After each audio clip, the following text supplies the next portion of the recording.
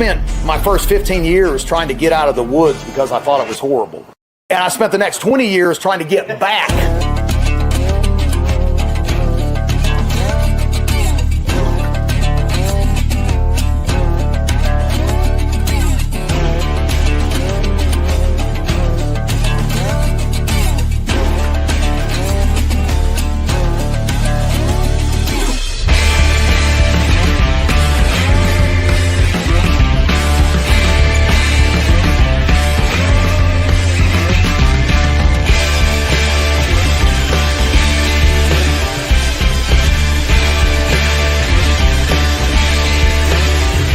The truth of the matter is we need to be well-rounded individuals like our forefathers were. What's up, everybody? Another Mountain Readiness Live coming at you here from the hills of Appalachia. I am T, your host. Glad you can join me. Thanks for everybody out there in the comments. Give us some love out there. Punch that like button, share it out so that the algorithm gods show favorably upon us. You know the drill here at Mountain Readiness. We are all about getting you to stay ready, because if you stay ready, you ain't got to get ready. You know how this works. Swordsman 007, thanks for jumping into the comments. Ramona, Guy, and my man Patrick 7, thanks for joining. Glad you got that package today, Patrick. That was long overdue, to say the least. Christy, if you're in the comments, did you ever get that book? I sent those out late. If you don't have it today, you should have it tomorrow. Love doing giveaways. Love getting you guys some stuff.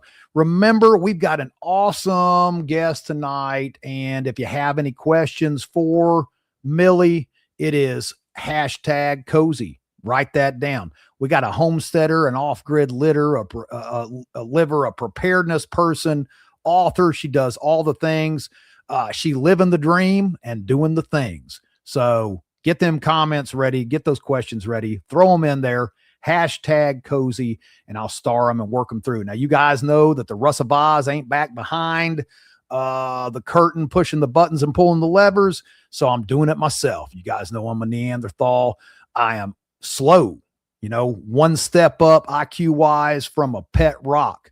So, you know, it takes me a little bit of time to do all the things and click stuff and all that kind of stuff. But thanks everybody for joining us tonight. And of course, you guys know that tonight is brought to you by the Sovereign Health Summit. Scan that code. This event is going to truly change a lot of lives. It is going to move the needle in a big way. And you know that Barbara O'Neill is our headliner for this event. But as my partner, Billy Bond over there at Perma Pastures Farm said, any one of these speakers could literally headline this show.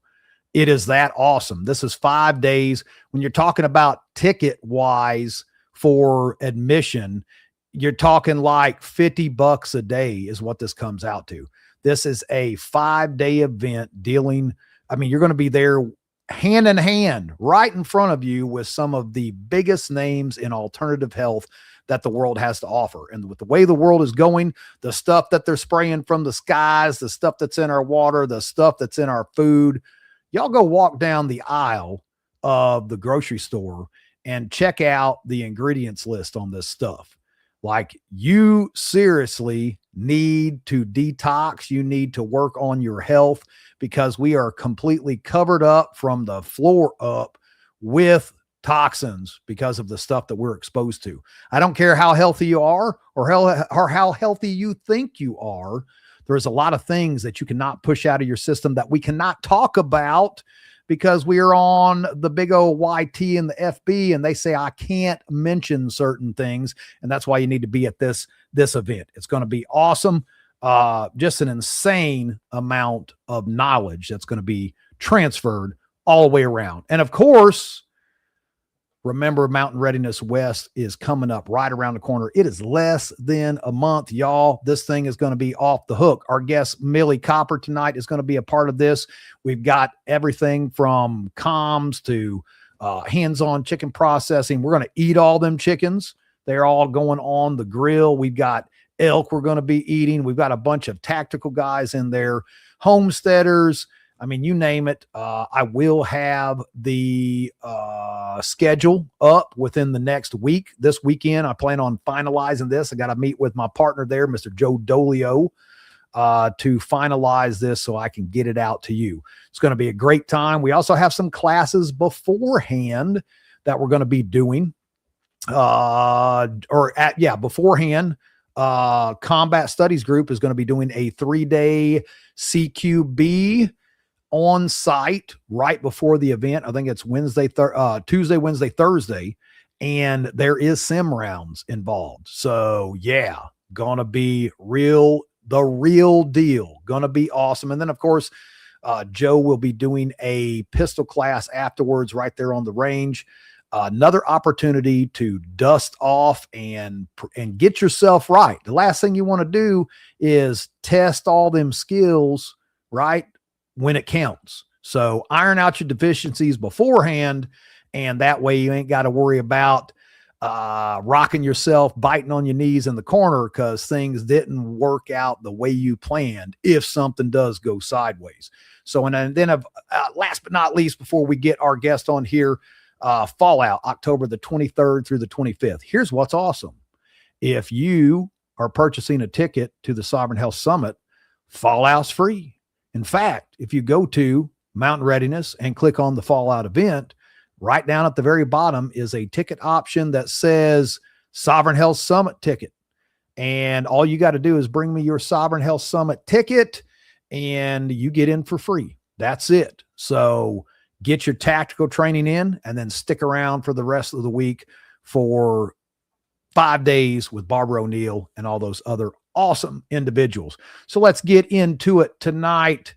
What else we got here? My comments. I got everybody here jumping in here. How you doing there? We've got Agnes, Sandra, of course. Sandra, thanks for joining us. Joey, what's going on, Joey? Ain't seen you for a little bit. Well, at least since last Monday.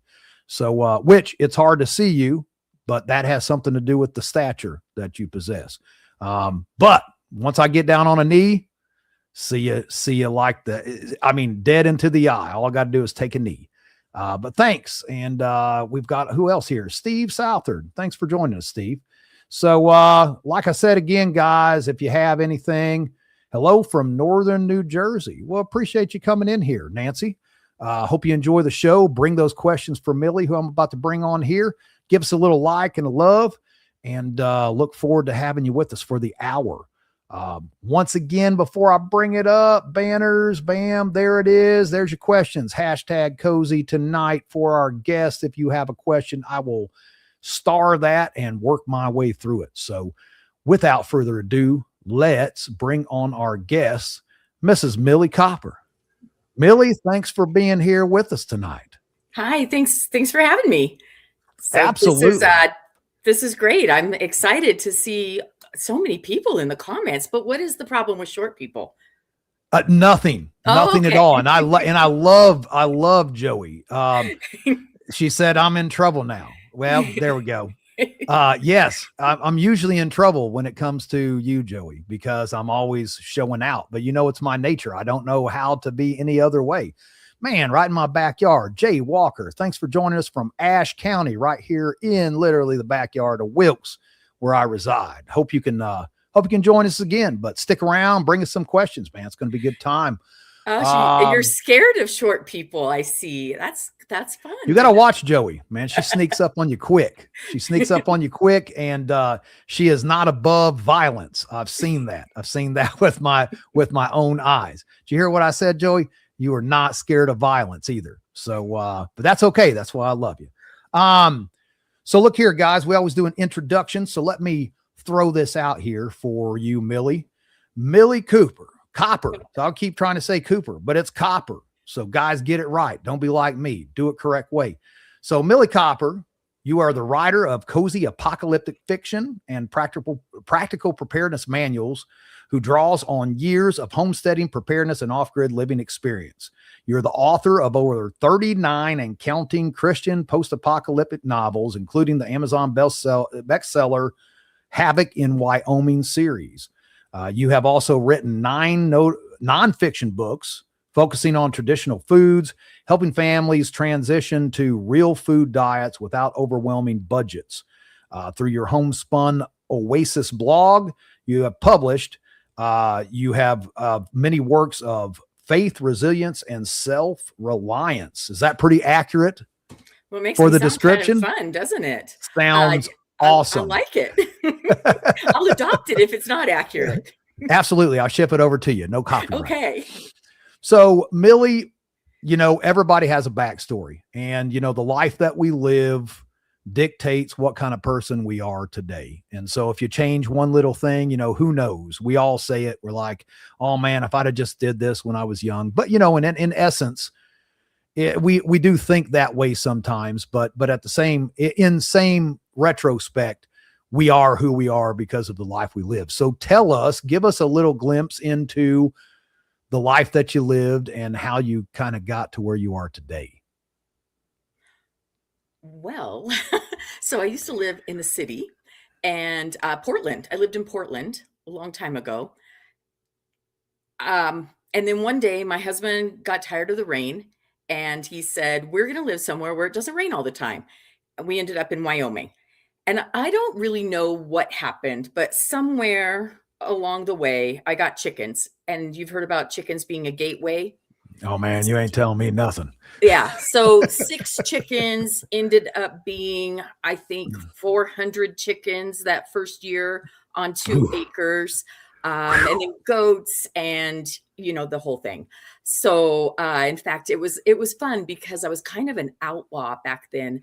We, in Wyoming, I was part of the original, well, I don't know if it was original, but the food freedom movement, where we wanted to be able to butcher our own chickens. And yeah, so we weren't allowed to. I couldn't butcher chickens for my friends and them. Can you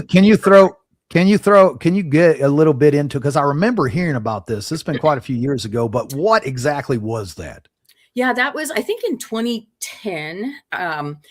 There was one of our state reps, a few of them were leading the movement to try to get some cottage laws put into place, the food freedom. So at the time, my husband and I, we were involved with the Weston A. Price Association. I was the chapter leader for Weston A. Price, and we were raising chickens for people in the chapter, but I couldn't legally provide them with chickens. Am I allowed to say all this? It's legal now. So we're good on chicken stuff for the most part. We just can't talk about, jabs and, things of that nature. No jabs. So, but we would do the chickens, and I would go and meet people in parking lots, and we'd be looking to see if anybody was going to come and arrest us, because I could sell them live chickens. I just couldn't sell them in a Ziploc baggie. So they were buying live chickens from me that I complimentary took care of for them. And that went on for a couple of years.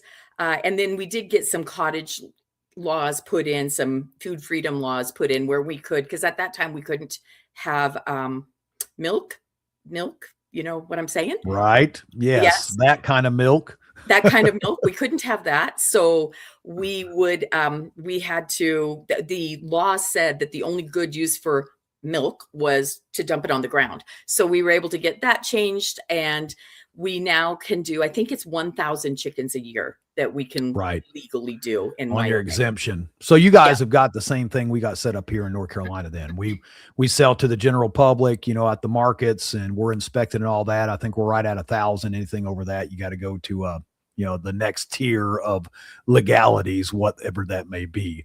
But isn't that mind blowing? Isn't it mind blowing that producing your own food, and I get the whole gist of, sanitation and thing like that, but that is a fact. We live in the world of the big chicken corporation that starts with T, that I won't say for fear of being sued, but I have been through their facilities. Processing chickens at your home outside is like 50 times cleaner than in that facility. And I've actually seen they have multiple bleach baths that they run the chickens through just to make them look better and to kill all the horrible things that are on them because of the sanitation. You just can't have thousands of chickens come there through a day and expect it to be clean. But it just blows my mind. You know, I've got a friend over in Virginia who runs a PMA, and he just went through a whole bunch of stuff. He actually brought Joe Salatin in, and they were going to drag him into court for, you know, selling the milk and things of that nature. And so we were all going to get together and go to this very small town, and thousands of us converge and just flood the whole courtroom, and they ended up dropping everything. But you know, they left it to where they could come back at any time if they changed their mind. You know, they wanted this to kind of slide it under the rug and move on. But I'm sure it's not over. But it just, you know, it drives me insane of where we come to in a world that corporate America says, oh no, you got to eat this stuff in a piece of plastic that we give you. Yeah. And, you know, it's what was amazing to me here in Wyoming is I had my own goats. And by the way the law read, too bad for me. I could milk them, but I couldn't do anything with the milk. So it's a strange, strange thing.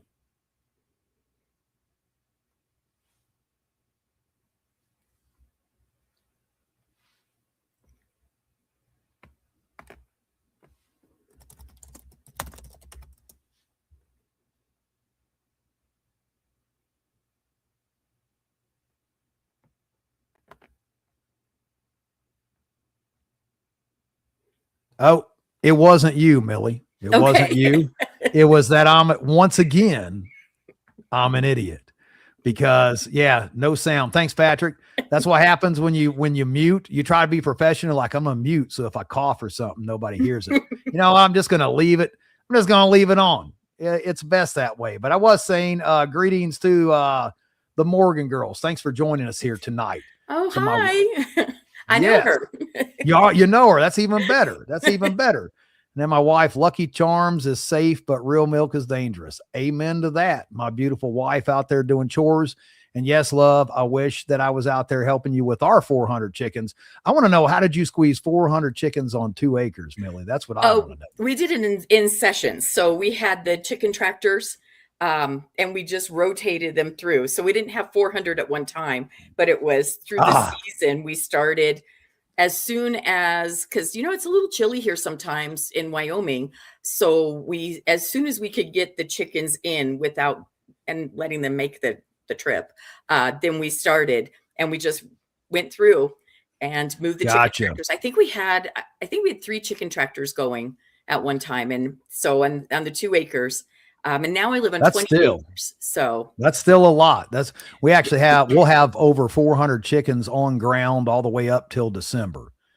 Well, more like November, you know, because, you know, we're 100's growing out, and the other 200 are, you know, another 200 is, you know, 100's getting processed, 100's growing out, another 100's in the brooder, and we just keep rotating them through. So we got a little over 400 with our layers and everything like that. And it is, man, them little dudes drink some water. But let's get back to you're in Oregon and big city, and you decide to just go 180 full tilt the opposite direction, get a whole bunch of chickens and goats, live out in the country.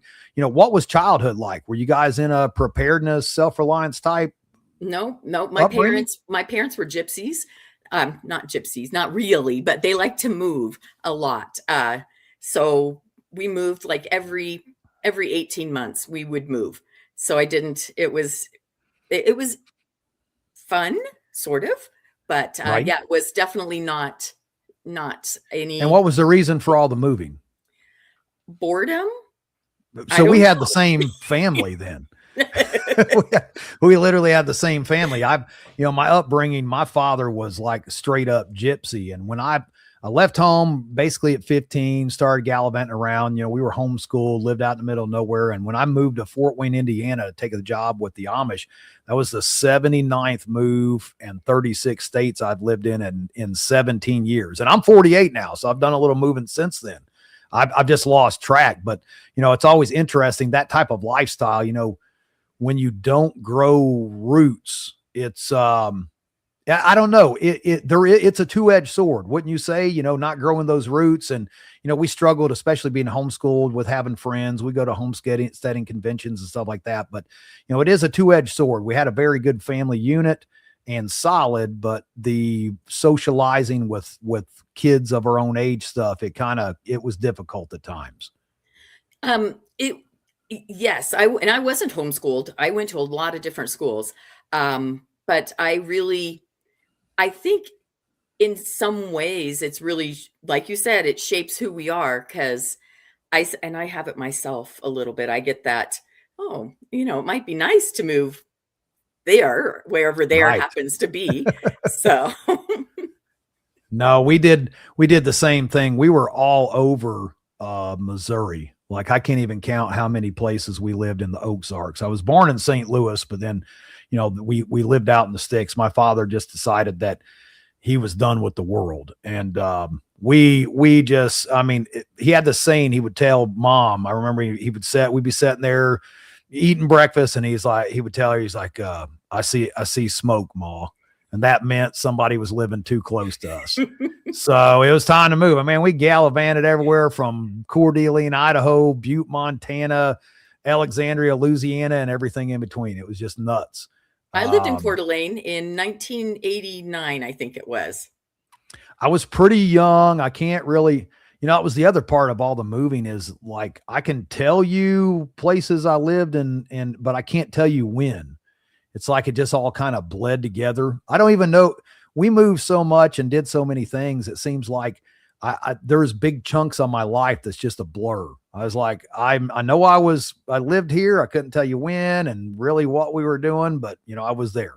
Yeah, it's a lot to fit into 17 years. That's for sure. What's Steve have to say? Sunday dinner, Paul had to clean, and we devoured it. Man, that's a good life. Ain't nothing wrong with catching up some food and putting on. We did a lot of that. I will say, though, that I really enjoy talking to people like you, Millie, who's strive to really nail down self-reliance as close as you possibly can, because self-reliance really is kind of a sham. You can't really be completely self-reliant in this day and age. And that's why we preach so much on community with Mountain Readiness, because that lone wolf thing, there was no lone wolf communities a couple hundred years ago. You've got to have other people that can contribute to that. But let's see here. Patrick, what? We need to write a book, Sandra Davis said. Man, I'd have to publish that thing as fiction, because nobody would believe half that crap. So I do. One of these days. Time is just so fleeting and hard to come by anymore. So you move to Wyoming, you go full tilt. And where did the book start?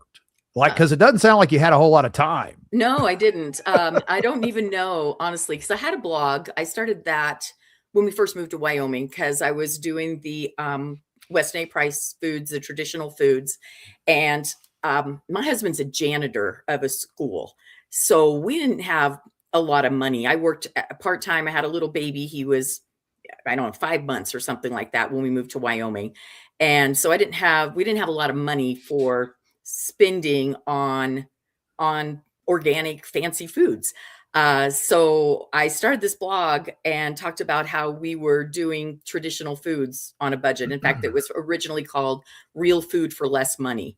And nice. Yeah, and I would share, my groceries. I would share everything, and sometimes I would get the haters, because I still, I shopped at Walmart, but I tried to buy the best quality that I could at Walmart. And in fact, I had a CSA, a beef CSA. And when I first moved to Wyoming, I called this lady and I'm like, hey, I'm interested in your CSA. Can you tell me about it? And she's like, well, it's 10 pounds of meat and you get what you get, and it's $50 a month. And I found out later, she and I actually became good friends, but I found out a couple of years later that she expected, when I called that first time, that she would never hear from me again, because I told her, we just moved here. My husband's the janitor at the elementary school. And she's like, yeah, this chick has no money. I'll never hear from her again. But we prioritized quality fats and proteins. So we did stretch our budget for that $50. That was really, we made that meat last. We ate a lot of beans and that $50 of meat. And then and at that time we could go pronghorn hunting pretty easily. We could buy pronghorn tags pretty much over the counter. I think that first year that we were here, my husband got, I think he got like 2 doe tags or something, just went down and bought them. Now you can't get a pronghorn tag to save your life. But so we lived on pronghorn and that $50 of beef and beans. And then we started doing our chickens, adding that into it. But yeah, that was just important to me to have the best quality food that we could have.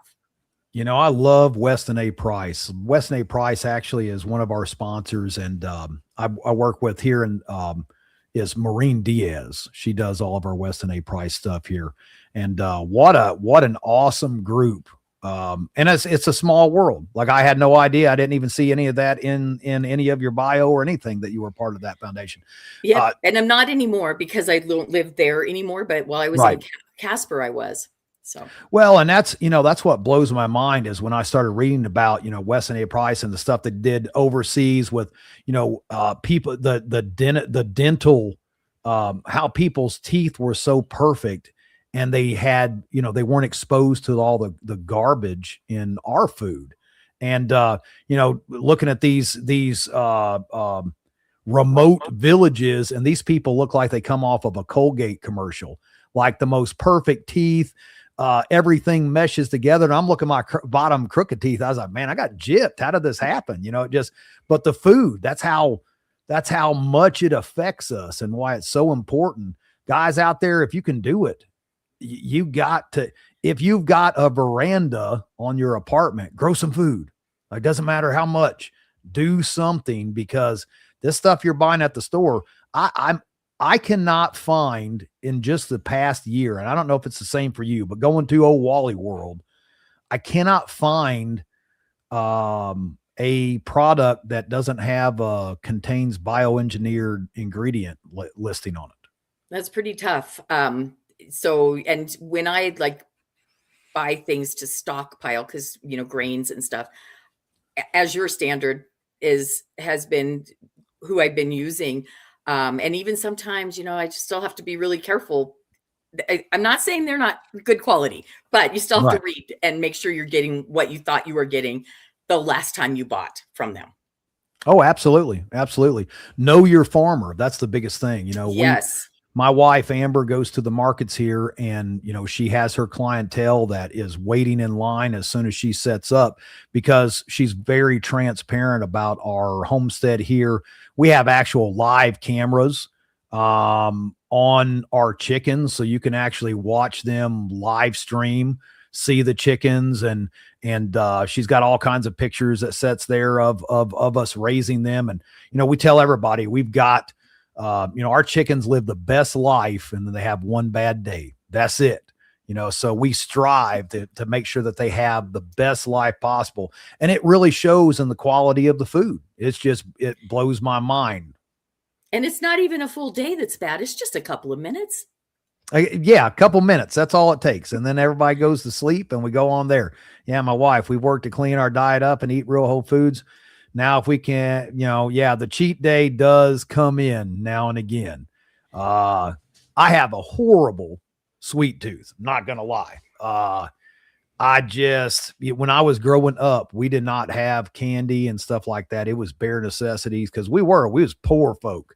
And a lot of what we ate, we were what's the best way to put it? We were the worst survivors ever. Like, we were just, half the time, my father was not the tradesman. He was not an outdoorsman. He loved being outside, but he was not an outdoorsman. He couldn't build hardly anything, so we living in tents for a year and just, cooking on campfires. Mom wasn't exceptionally good on a campfire. We had one of those old cast iron skillets, it was huge. You had to double handle, you had to hold it with 2 hands.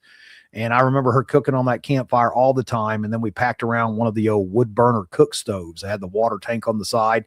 It would just be sitting outside. And I remember my mother making homemade bread, and that bread would come out looking like something off of a commercial. I mean, it was just gorgeous. Wood heat for some reason just makes way better food. And then we would whip up butter, churn our own butter. And then I would commence to eating that whole loaf of bread in one setting. But there was many days where you didn't catch anything and, I guess we're going to bed hungry. A lot of people don't understand what that feels like. It ain't a good feeling. So that's another reason to build that community. But where did the books come in though? That's what I was getting there. You got all these. I got sidetracked. I'm a writer. I'm a yapper too. Like my brain's in 3 different types. So we're in the same group here. But so you're doing all these things, you're raising your food, you have a little one, it sounds, some children. Yeah. And so how 5 did you kids. Start? 5. Wow, yeah. Man, you guys gluttons for punishment. Yeah, but they're all grown except for the little one is now 17. And everybody else is grown and married, and I have 7 grandchildren. So awesome. Good for you. Which That's is very fun. Yeah. But at the time writing though, you had children in the house, correct? Correct. Yes, I did. So we moved up to where we live now, which is up northern Wyoming instead of central Wyoming, and onto 20 acres. And I moved into, we have a kind of a cabin that our friends built for us. They harvested the pine from their own place and trucked it here and built it like Lincoln logs. So they did the whole shell thing, and we moved in before it was done. And in fact, my friend Iris that's on here, she, the Morgan girls, she remembers probably how undone my house was. I didn't even have a kitchen. So when you're talking about cooking on the wood stove, I cooked on a regular wood stove. It has like a grate on top of it so the heat comes. But one of my son's favorite memories, he always likes to talk about the cannonball bread I made. So we did sourdough, and so I did the sourdough bread, and I was trying to learn how to cook inside the wood stove. Because it's not a cooking wood stove, it's a regular wood stove. And I didn't quite have my temperature right. So I put it in there, and about 3.5 minutes later, there's this flaming mess. So that was what he still calls the cannonball bread. It came out like a perfect black cannonball, and my husband and son let it cool a little bit, opened it up, and dug the center out of it and ate all of the center. Before you go on, I've got the same thing. My mother, she was very young when my father and her were married, and she had just started really cooking. I remember when we were young kids, and she decided to make drop biscuits. Drop biscuits, I guess is what they're called. And I remember my father was always respectful of food, and you never wasted a single thing, and so we sit down, and she put the biscuits down on the table, and I remember him picking it up, and when he bit down, you could hear his teeth like scoot across the surface. It was so hard. It was so hard that his teeth literally almost, it rattled, and you could hear it rake across the surface. I remember him gnawing with everything he had, trying to get a bite off, not to make my mother upset about these biscuits. And finally she said, she's like, "Bob, just throw it in the garbage," and she got up and stormed off. And, it's one of those things, you always cooking on wood heat. It's a different animal. And cooking inside, because I had pretty much mastered the top of the stove, brownies and whatever, but cooking inside was, I just didn't think about how hot it would actually get. So, but now I can do it. I learned from my lesson. So we lived like that with no kitchen. We didn't have running water. We had a small solar system because I was working from home, and we would have to go on light rations because we didn't have, if it was overcast, our solar system wasn't big enough to do what it needed to do. How young was your children at this time? How old? The only one that's still at home was the baby, and I think he was 6 when we moved here. So gotcha. Yeah. So dealing with the youngin' running all over the place, no running water. No running water. Well, we did have running water. My husband, so we had a cistern in the backyard with a hand pump on it. And my husband would run out and get the water 1 Yes. gallon at a time. I did the same thing. It wasn't a cistern, it was a creek, but yeah, that was the running water. How fast you can run with the bucket. Yeah. And we have water catchment on that we use for, so we had that for drinking, and then we had the water catchment that we could use for everything else. Yeah, but gardens and all that stuff. Yeah. So you're just day in, day out. People don't realize how much time you spend just maintaining any sort of life when you're living like that.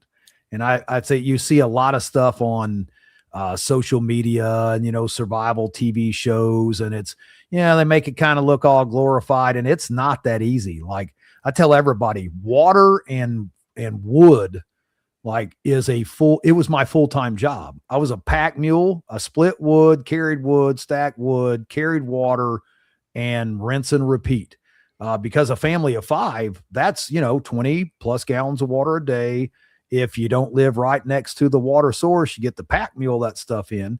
And then wood, how many times are you going to start your fire to cook? Like you're going to start a fire 3 times a day. You keep that thing burning. It's like the Olympic torch. Mm-hmm. Yes. So, you can relate to that struggle though. I mean, wouldn't you say that people, they really don't, unless you've lived like that, it is not at all what it looks like on TV. It is very romanticized. So, very much so. And I always have been a fan. So I was doing my blog, and I had a couple of nonfiction books out, and I've always been a fan of post-apoc. I loved reading post-apoc and prepper books, even like some of the ones where it's just completely impossible, but it was so much fun because I really enjoyed reading those. And I read this book on that it was called Blue Collar to No Collar, written by an indie author who wrote Sea Adventures. And I liked reading those. They were set down in the Key West. I liked reading those in the winter. They kept me warm. But anyway, I read his books, and then I read his book about how to write books. And I was really just reading it so I could get some tips on maybe selling more nonfiction books. But by the time I finished reading that book, I'm like, I'm just going to write a fiction book. So I did. And I wrote, I think I wrote 4 books over 2 years, but I had no plans of ever doing anything with them. None at all. But my daughter, one of my daughters, I don't even know how we started talking about it, but I told her I was writing these books, and she liked apocalyptic fiction books, and somehow she read it, and I think she's watching right now. So, awesome. So she read it, and she said, well, it doesn't completely suck, Mom. I think we can fix it and maybe even sell a couple of books. So, and we fixed it. And that's how it started. And that's how it started. So you literally wrote multiple books just to pass time then, and never did anything with them. Yeah, I never planned on anybody reading them. It was just something to do. My dad had died not too long before, and it was just something to do in my spare time because I had so much of it. That was what I was doing, was writing books. Wow. I'm going to put you on the spot. Okay. Who is your favorite post-apocalyptic author? Oh gosh. Okay. Pat, now my mind's gone blank. Alas, Babylon, Pat Frank. That is my favorite book. So that is my favorite book. I've read it. I don't even know how many times, and I've listened to the audiobook. I don't know how many times. So I really enjoy that. But then of course I'm good friends with so many post-apoc authors. Franklin, if you're listening, she didn't mention you. Yes. I was just going to say, I'm good friends with so many post-apoc authors, including my good buddy Franklin, who is how you and I met. So absolutely. Franklin said, hey, he's doing a thing up by where you live. You should talk to this guy. I tried to get Franklin to come, and he's like, I'm not driving all the way up there 30 hours. Franklin only lives about an hour 45 from me, just across the line. So he's not too far in my back off my back porch here. So we get together. Actually, we're going to be getting together here in the next week or so. We got some some blade designs to do for our next giveaway there in October. But yeah, I'm so glad that Franklin hooked us up, because I think you're going to be a perfect fit for what we're doing. So you wrote a few books. Your daughter said, and then, I mean, how do you end up with like dang near 40? Like, how long have you been writing to hit that number? Well, I published my first book on my 50th birthday. So that was October 25th, 2019. So, and I had, books written, and the first one went out, and it just kept, I don't know. I just kept writing, and people kept reading them, and I kept writing them. And so I have the first series is the Havoc in Wyoming series. It's a 7-book series. Actually, I think it's a 12-book series, because there's 7 main parts and then 2 novellas and then 3 side stories. It all kind of blends together. And then there's 2 spinoffs from that series. And then I write with the Raventhorn Books group. I've written 6 books in the October Fall world, and 3 books in the As the Light Dies world with Raventhorn Books. And then I'm currently writing the book that's on the screen there, Survive, is with Athon Books. I have a 3-book series with Athon Books, Countdown and Survive. And then, Countdown and Escape are already out. And then Survive comes out in August. That is awesome. So now, I mean, how much time are you spending a day writing? Because I talked to, Chris Weatherman, Franklin Horton, Pete Robertucci, all these guys, and I'll call them and they're like, oh my gosh, you gotta get back in here and start writing again. And I was like, man, this sounds just way too much like a job. It's a job. It is a job. Yes. I do write a lot, but I get up pretty early. I get my writing done. Usually I try to get up by 5:30. So I have my writing done before so I'm not writing all day, just half of the day. So, right. Yeah. It takes a special person. Are you seeing any effects from the AI garbage out there that, I mean, it all of a sudden in this past year, now don't get me wrong, I use Chat GPT to clean up, hey, fix my grammar. Once again, Neanderthal, right? Time is money, and I've got a lot of stuff to do in a day, but it appears like the market is just flooded. Everybody's a writer. Everybody's an artist. You see all these, posters and stuff that's all just put together all crazy. And, I know last year they couldn't even hardly read or write, just like me. And all of a sudden they're stars. Is this any of this flow into the business and any effects on you? You know what? I'm so busy doing my own thing. I don't really pay much attention, to be honest with you. I do. So I did see that Patrick said he found my books on YouTube. So I do use AI narration on YouTube. So I do have my series, my Havoc in Wyoming series you can listen to for free on YouTube. So one of the way that I've been able to put those up is using AI narration. So digital narration.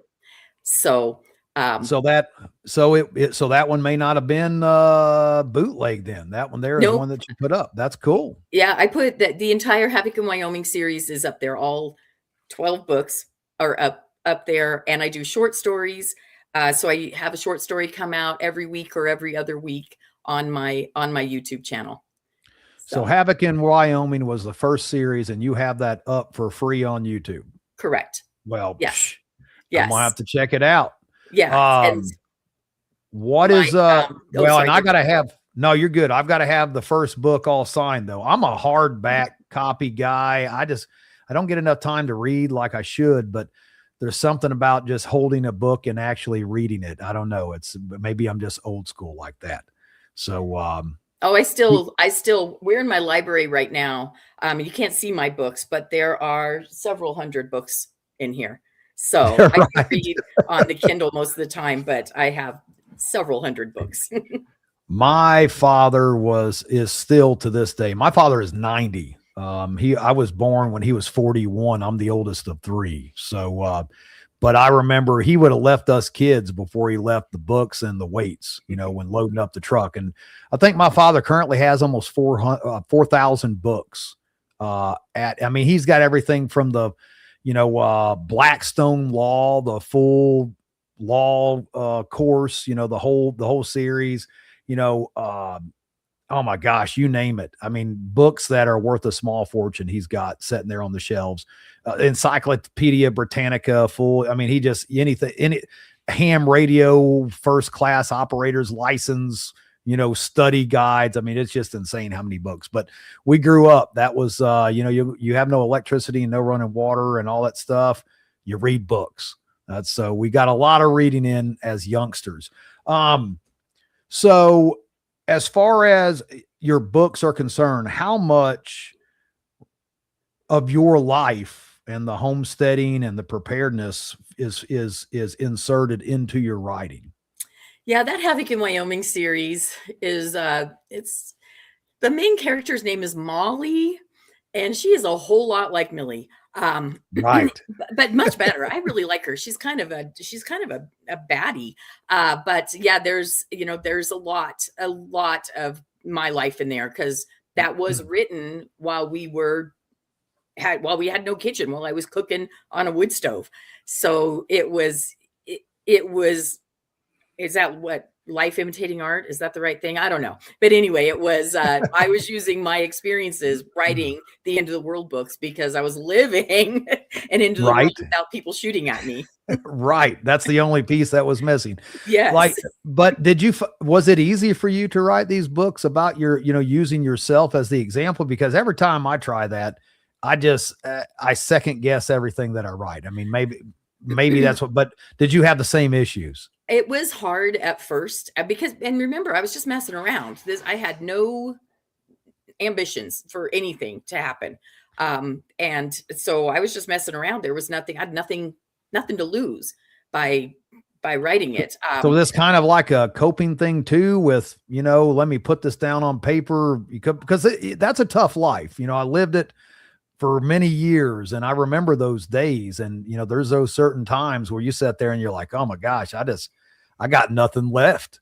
I got nothing left to give. I mean, was that your way to kind of, just unload? Yeah, maybe. I don't even know. I can't even tell you why I did it, why I wrote them, I can't even tell you. And like I said, I never expected anybody to read them. So I don't know. It is much more difficult now in some ways to write than it was then, because now there's expectations. Now it is, I do have to perform. You have deadlines, and you have, I do. Yeah. So, but I do that first draft. One thing that I really do try to remember is that first draft doesn't have to be perfect. I'm just telling myself the story. Whatever is happening, I'm creating it. I'm telling myself the story. And then I can get that down, and it can be as ugly as I need it to be.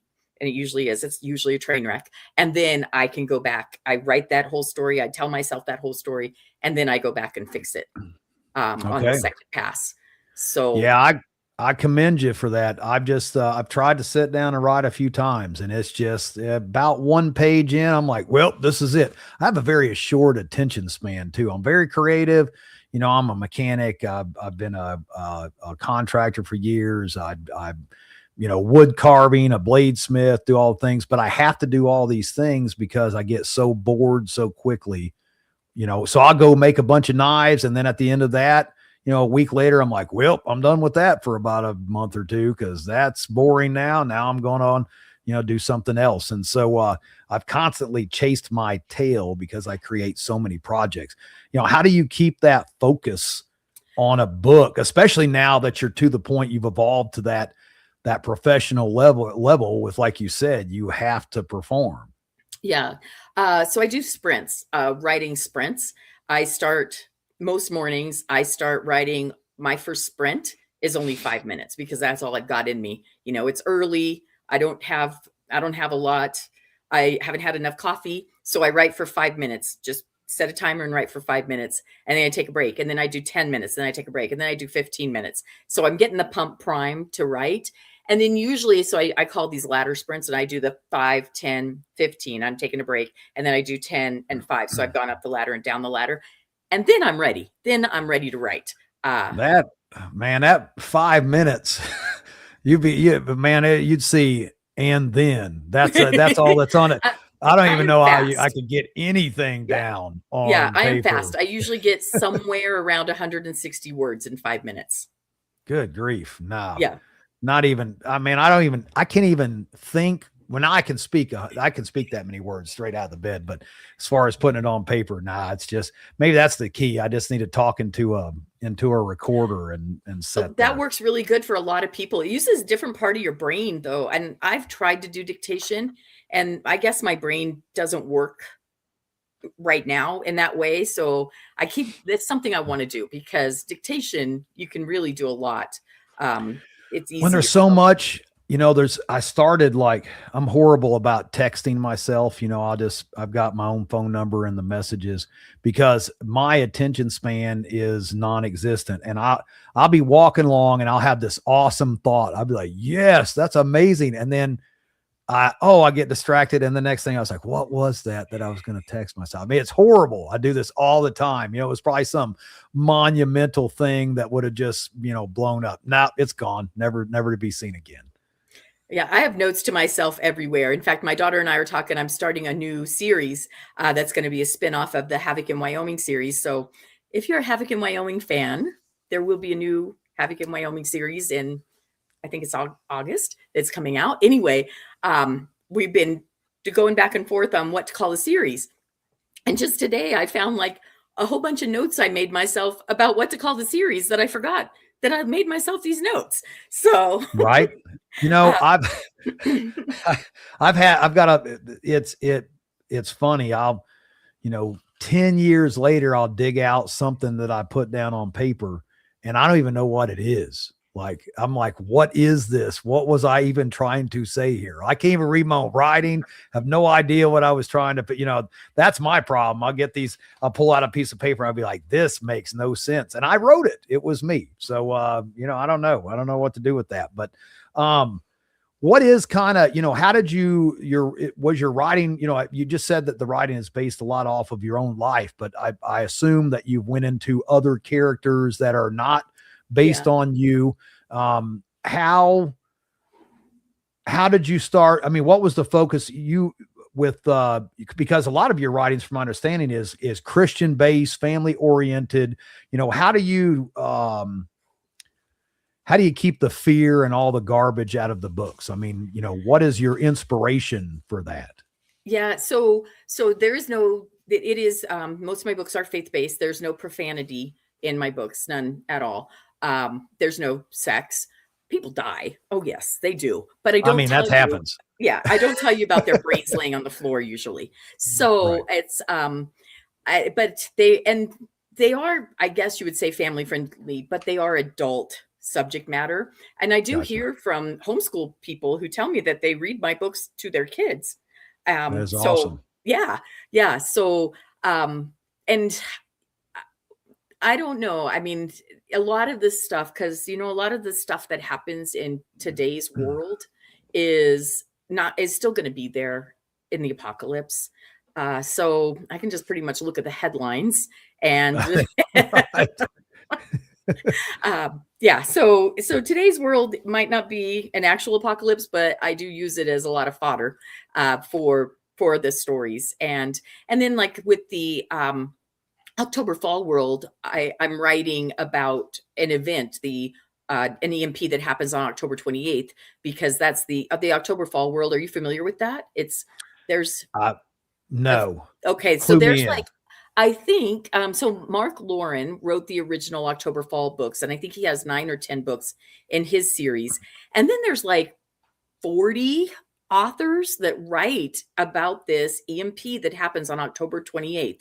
And so we're all writing. What year are we? Is this year? Is this coming up? It's whatever year you want it to be. Whatever. It's always this year when I'm advertising every October. it. Yes. Every October, get ready. Yep, October 28th. So all of us are writing about this event, and we're in our own location. So I have the Wyoming Fall books, which, and I do want to mention that I do have Wyoming Fall is in audio on Audible. Eden Army Productions has produced that. So if you're an Audible fan, that is available on Audible from Eden Army Productions. So I have the Wyoming Fall and the Yellowstone County fall. And then all these other authors you can find, I don't know, Florida fall, Black Hills fall. Oh, wow. And so all over the place. And a lot of us like have little Easter eggs that we put in the books. So when you read, like my character, one of my characters is related to somebody at Black Hills Falls. And I mean, just we put little connections. So, so that's very fun. No, that's really cool. I'm so far removed from reality. I had no idea that this was a thing. You know, I've got, Swordsman. He's like, yeah, October Fall is shared universe. I'm like, okay. I think Chris Weatherman did something like that too with was it the Borrowed World? He did a collab with somebody where they both, their characters kind of bled back and forth between their manuals. And I'd forgot, I was talking to Pete the other day and I didn't realize he was part of with your Audible. And, yeah, Pete's my Audible guy. Yeah. Yep. And I apologize in advance, that guy right there, which, by the way, he isn't going to make it to Montana because he's a pansy. Yeah, I told him put his purse down, but he insists on carrying that around. There's just ain't much. He went north for the summer and decided he couldn't make it a little further west. Yeah. He's like, oh, I'm in the Northwoods and I got all these things to do. I was like, you write about this guy and his daughter who making this trek and survival. And guess what? You ain't doing it. You ain't living it, bro. That's what it comes down to. So give him a bunch of garbage. We had a good laugh, but he's going to be there in October. You going to come down and see us October by any chance? I would like to. That's my birthday weekend.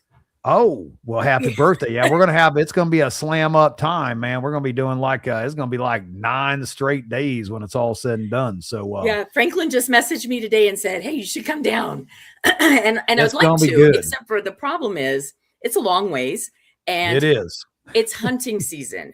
And so my husband wouldn't go with me because he likes the elk more than he likes me during hunting season. Oh, man, elk is good. I'm not going to lie, but I know.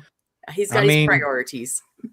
Show him the website, show him what we got going on. I mean, he may change it because when you're talking about hunting, that requires firearms, and we got some really cool stuff going on in that area of the world as well with the whole tactical rifleman team, Carl Erickson, all those guys will all be there with us. So, I hope you guys can make it, but I get it. Elk and food is an important thing. What would you say,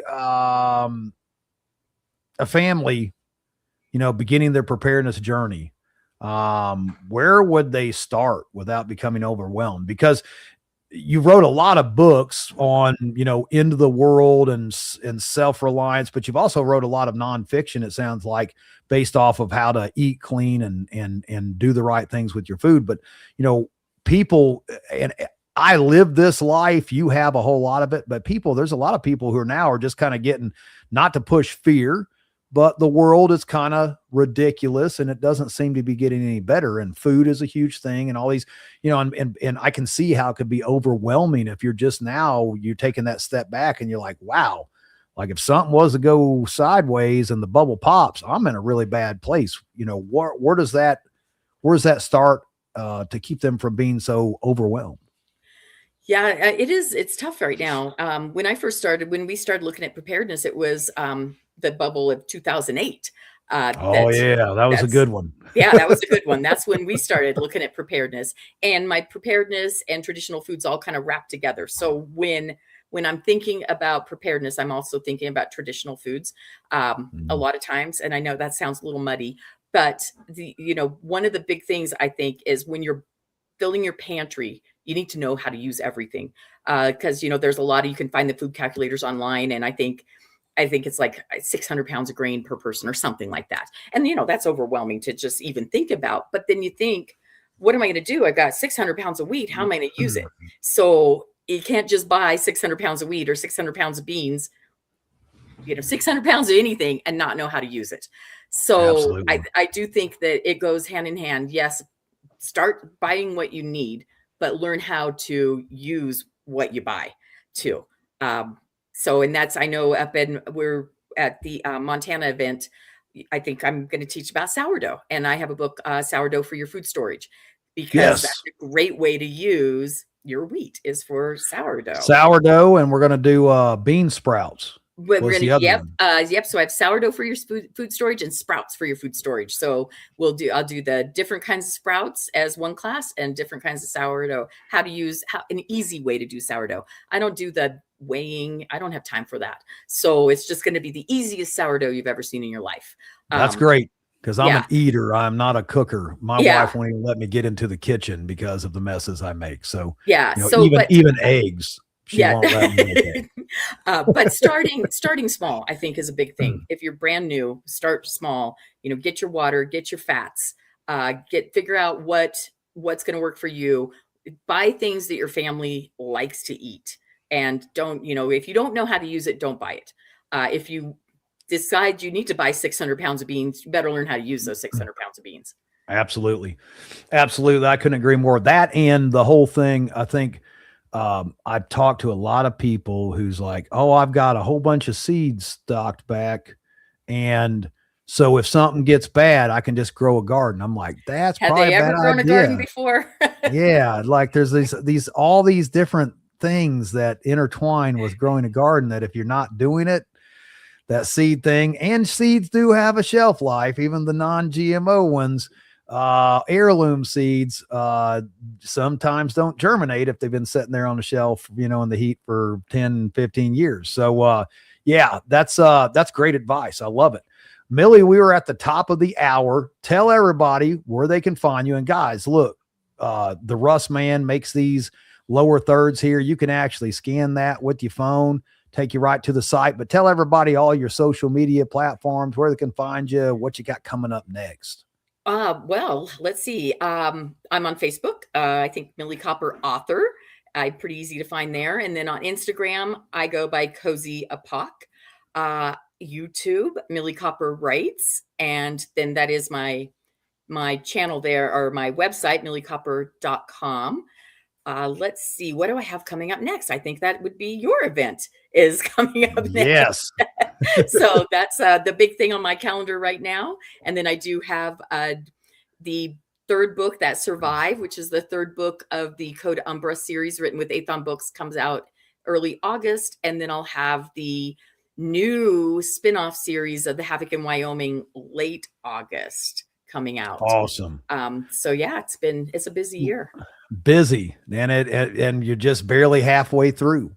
So no, I'm looking super forward to meeting you in person and seeing your classes. This Montana thing, this is the furthest I will be in Montana. I've never been that far up. Butte was the furthest I've been into Montana. So this will be really cool to check this place out. And of course, we're all going to head over, I think, Monday to Glacier National Park. So got to check that. I've got both my daughters, my youngest, my oldest, my two grandsons, and my oldest son is all going to all come up, is what they're saying. So it's going to be a family affair for us. But thank you so much for coming and spending an hour of your time to hang out with all of us here and on the live stream.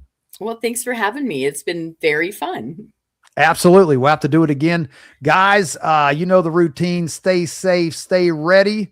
And we've got another great show coming up on Monday. Scan that QR code right there. And Millie, stick around. We'll chat for a couple minutes after the live is killed. But guys, appreciate you there in the live stream. Catch us next Monday at the same time. We'll see you then.